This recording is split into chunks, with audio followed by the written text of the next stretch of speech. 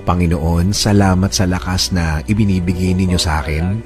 Salamat sa pagpapala. Salamat sa lagi kang nakahanda na ako'y tulungan palagi. Alam kong lagi kang nakasuporta sa akin.